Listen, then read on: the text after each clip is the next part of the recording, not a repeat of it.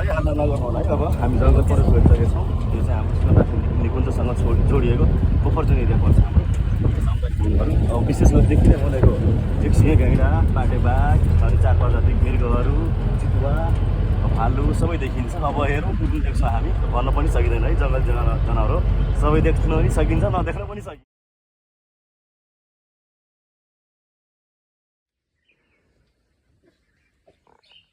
Hello guys, we are in Nalprasi. This is my hometown.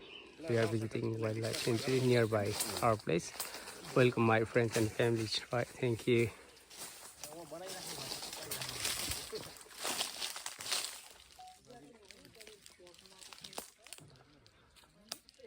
हामी अहिले नवलपरासी जिल्लाको कौसदी नगरपालिका 17 अन्तर्गत अमलटारी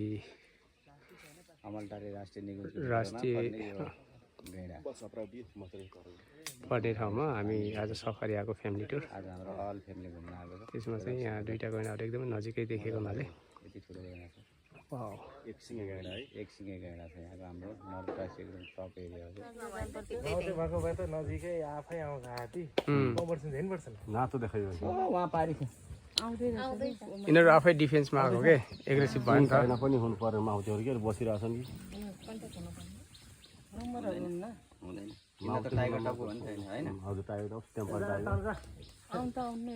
आउँदैन खुट्टा अब भयो के अब चाहिँ शान्त भइसक्यो। है एग्रेसिभ भएको के होइन गाडी नजिक लगिदिएपछि माउतीमा आउँदाखेरि यिनीहरू पनि आफू डिफेन्ड गर्नलाई डराउँछ नि त यिनीहरू पनि। माउतीले कन्ट्रोल गर्ने हो।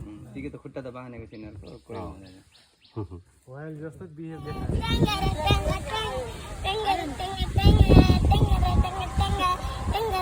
अलि जोडले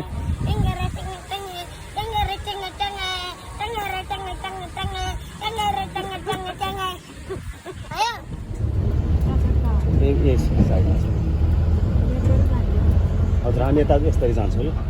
यता फेरि त्यहाँ छ कि भने चेक गर्नु अगाडि त्यहाँ कता आफै यस्तो गरे हौ छोडी मैले मोर मान्छे भुइँले अगाडि आइदियो।